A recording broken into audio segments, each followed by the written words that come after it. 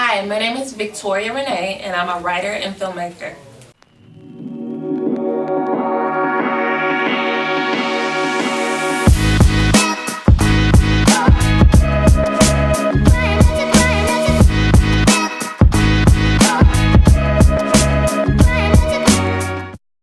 Originally, I wasn't actively pursuing filmmaking. Initially, it was just something that I did as a hobby. But it wasn't until Issa Rae had her contest where she was seeking PAs that I decided to go for it. Me and my homeboy, we actually filmed our video at the Waffle House, of all places.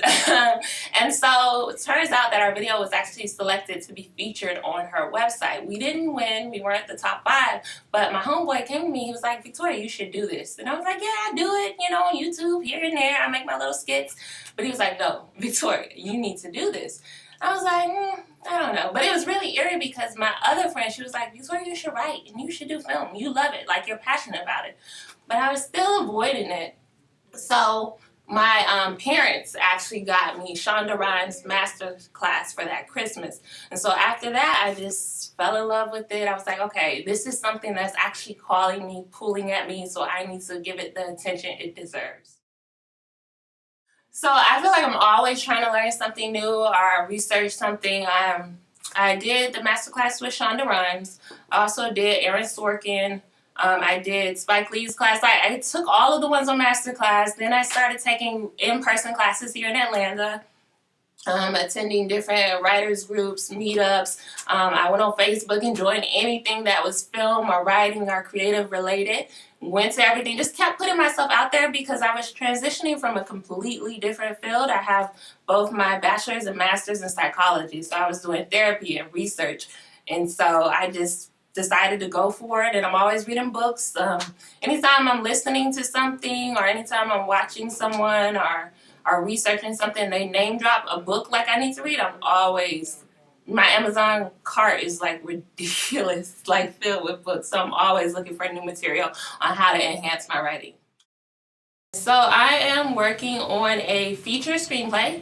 This one is actually a sci-fi. It involves a black female low-level lab tech, and she works at this company that is doing DNA manipulation. So she's going to have to save the day when they have a mutation and this type of outbreak. So I'm working on that.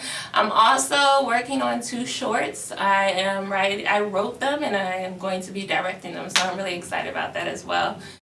Really, since transitioning into this world, I've really begun to appreciate every little aspect of filmmaking. Every job is important, from a PA all the way up to a director. I just love how everyone comes together and creates collaborative magic.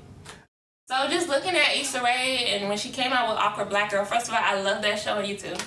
And so when she came out with it, I was like, oh my God, if she can do it, then maybe it's more tangible for me. I can actually do it, and I can put out my little skits and my little videos and get together with my friends and create stuff. So it really made those grandiose goals up there just become like more attainable in that sense.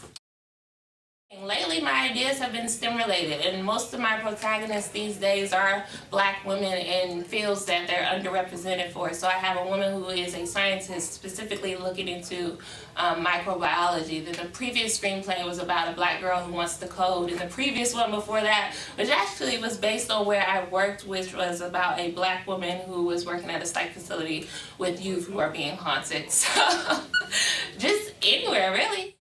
I think that there's a lot of focus on who's in front of the camera, but I think it's also especially important that we as black people and people of color get behind the camera, and not only just within the crew, but also within production companies, because it is much easier to pitch to someone in a room who has similar qualities and who can understand your experience versus pitching to someone who may not be familiar, and you have to explain, well, yes, I want this woman who has curly hair, natural hair, to be in this, and this is why it's important.